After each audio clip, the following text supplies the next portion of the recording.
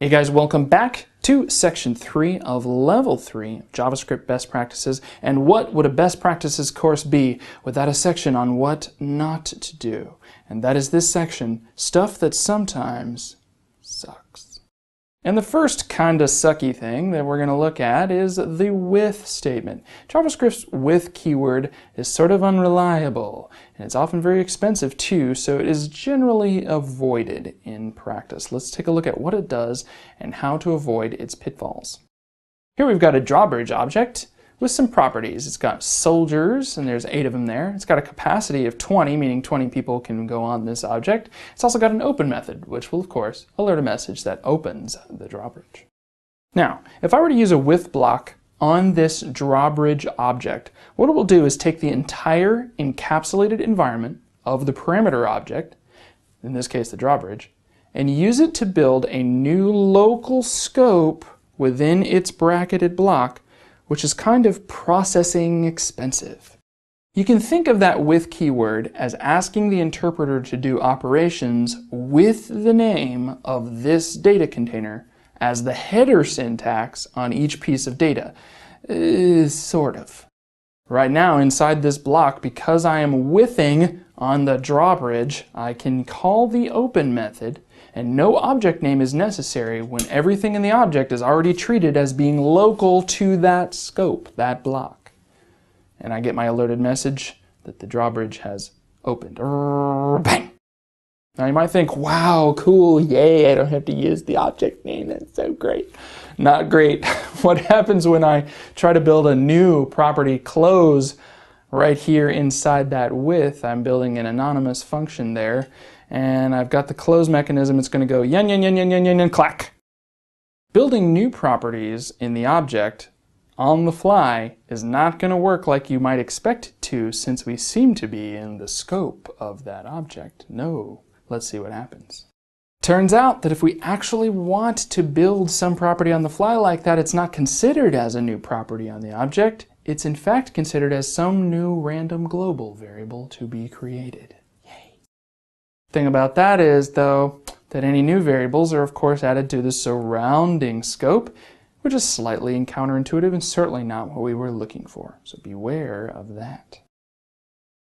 Thus, if we actually did want to add that to the object scope, we've still got to do that either right upon construction or with a declaration or with some on-the-fly dot or bracket syntax. Now, with has sort of an admirable goal. It's trying to limit redundancy because, nested objects are very frequent in JavaScript, and with is trying to help avoid all of that deep access repeatedly and typing all of that access over and over again, right? We're going to scoot our drawbridge object a little bit further inside of some other objects here and see how with is sometimes used poorly to handle these nested scenarios.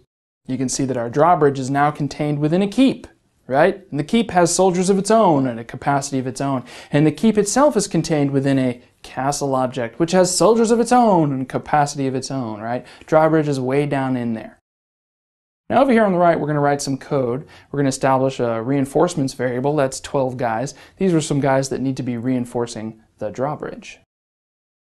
So we're going to write if the castle.keep.drawbridge.capacity is greater than or equal to the castle.keep.drawbridge.soldiers plus reinforcements, which is awful and terrible, right?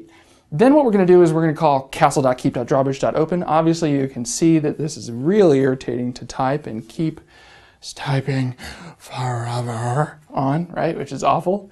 So if we needed access to the drawbridge object from the global scope, it's going to be very redundant to try to keep getting to that. With is trying to avoid all of that. So what some people might do here is put all of this code inside of a with block and make the reference object be castle.keep.drawbridge. Let's check it out. So all of those castle.keep.drawbridges go away. Now this is much more terse and legible, right? Makes a lot of sense to use with every day, all day. Problem here is that with will always make it unclear which properties or variables are actually modified elsewhere. If we can't read a program, right, and be confident that we know what's going on inside of any block of code, then we are never really sure the program is working like we intend or like we desire for it to. If you've got a developer gal coming in here to look at this code, it's not going to be immediately understandable to her where the soldiers or the capacity was located in this case. We happen to know, the designers of the code happen to know, but anybody that's trying to maintain your code may not know, and that makes it very difficult for large-scale projects. In particular here, check out that soldiers that's getting modified with the plus equals reinforcements. We're actually not sure where that soldiers variable is getting modified. What if the soldiers property was not actually in the drawbridge? Maybe it gets added on the fly, only in times of war or something like that. So what we want to give you here is this best practice of using variables to cache your objects to avoid the with pitfalls. This is just like the caching that you saw in the loop optimization segment, right? It lets us avoid a bunch of typing, but it's also very clear in its indication. Let's take a look. So what we do here is we show the with block the door. Goodbye with, pieces out.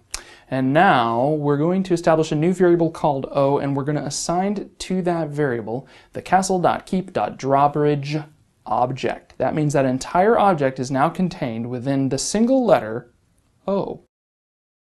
So now we scoot our code over here and we drop in a bunch of O dots where necessary. Now with all of this cached clarity, the team members on our very large project will be able to understand all of our code's functionality more precisely and understand where stuff comes from and what you're referring to in your code.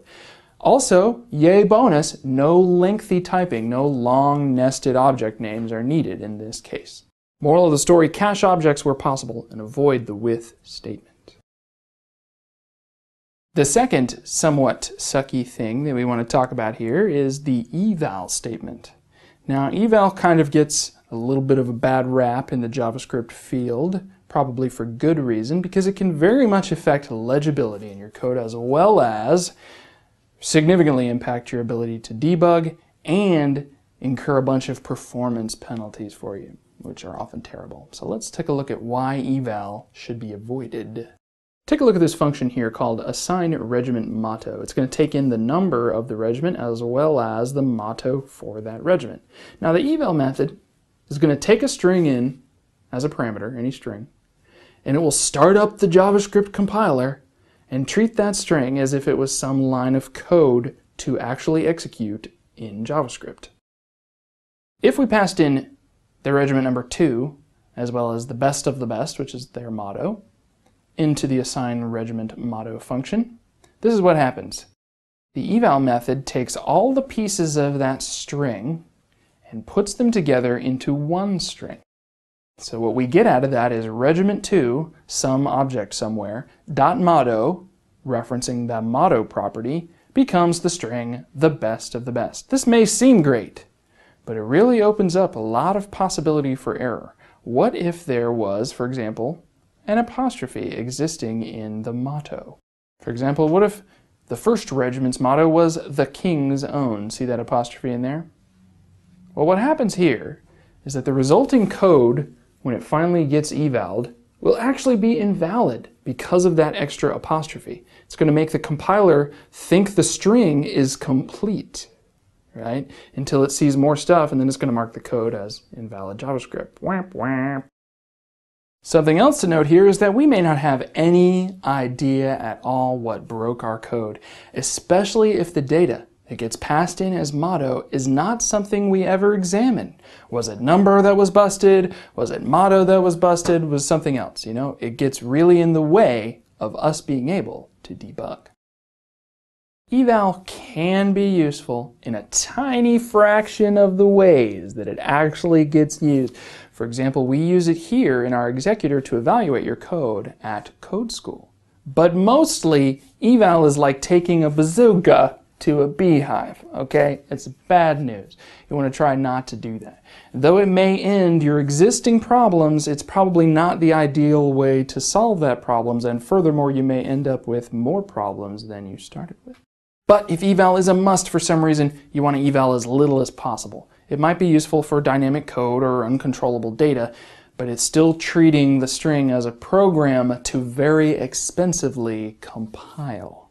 So in those cases where we can't avoid an eval statement for whatever reason, and we usually can, we at least want to minimize the operations that that eval statement needs to engage in when its little mini program starts up. That's going to benefit us in having added debug capability. You can see here that instead of including the entire portion of the string inside that string, we only eval the regiment and its number and know that the motto will be available. Thus, we can just take the motto that we pass into our function and assign it to that motto property once the regiment object had been evaluated by eval.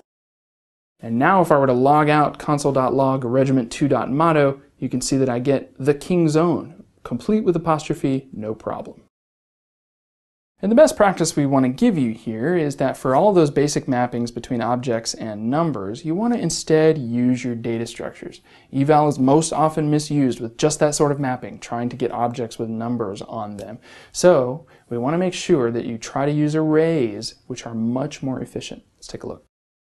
We'll start up a variable here called regiments, and we'll put all of the regiment objects inside that array. And then there's no need to number the variable name if your objects are already in order. You want to build your own data with all of its usage in mind.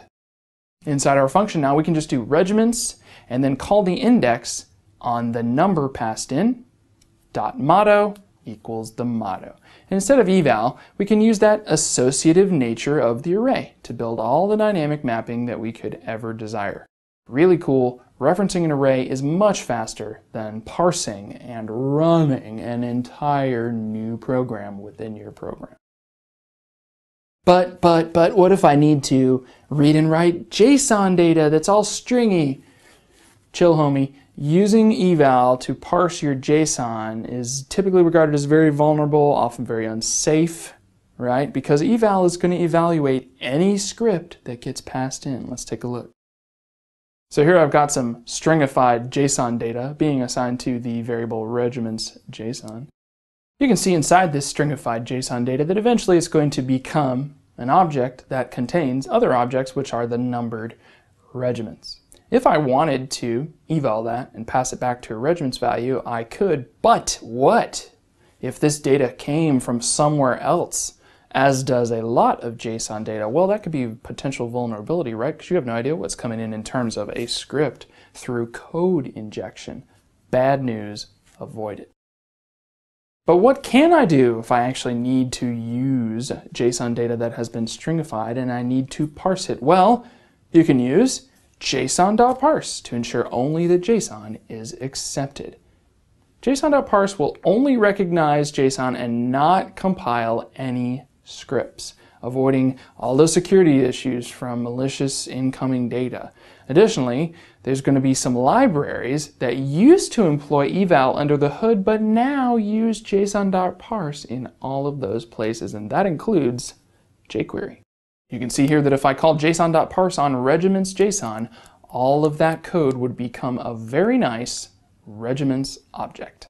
The moral of the eval story is that there is usually always a way to circumvent the use of eval through the proper use of data structures or other methods designed specifically to do what you're trying to use eval for. So try to stay away from it.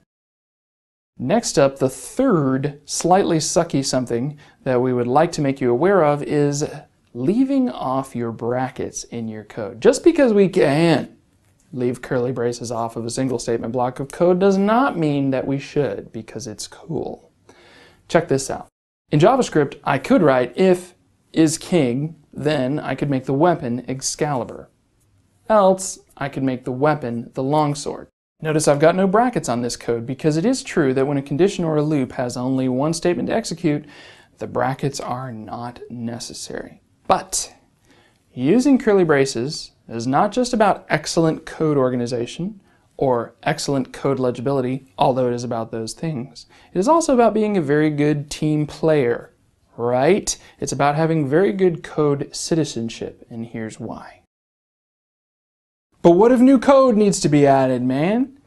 If you require bracket analysis in order to ensure that every new bit of code is properly scoped to the right block, you will be very unpopular. So say there's a new guy, right? And he's coming in to work on my terribly unbracketed code here. And he needs to add some functionality that's been requested. So he puts these two extra statements into both the if block and the else block. Turns out though that this else is now going to cause an error. That's because it looks for a preceding if block and doesn't find one. What? I see an if block there. Oh, guess what? Since there are no brackets around those extra two statements, that else block doesn't know which if it's associated with. That's because those two statements he added in the if block are not actually part of the if block. But even though we found that error through the else erroring out, missing brackets don't always generate errors. Sometimes we get perfectly valid JavaScript, especially in the example of conditional blocks, and then we get a whole bunch of undesired executions. Let's take a look. So we'll get rid of our else block here. Now you can see we've just got the if is king portion. Now, even if is king is false, right? Well, we will skip the weapon equals Excalibur, but we will get the alert to be called. We will also get a call to remove from armory the sword Excalibur. That's because without the else to trigger an error, the JS interpreter just sees this code written like this. If is king, assign Excalibur to the weapon, and then who cares if it was is king or not, do these two steps, alert this message and remove from armory Excalibur. So undesired executions often suck, right? So please, be cool, bracket your code. It's better for organization, people can read your code better, and it will often prevent errors you did not know were going to happen. Brackets are a two-character tap, tap sacrifice that is going to help you in the long run. We're going to give you some challenges now about stuff that sucks, and we'll see you back in the next section.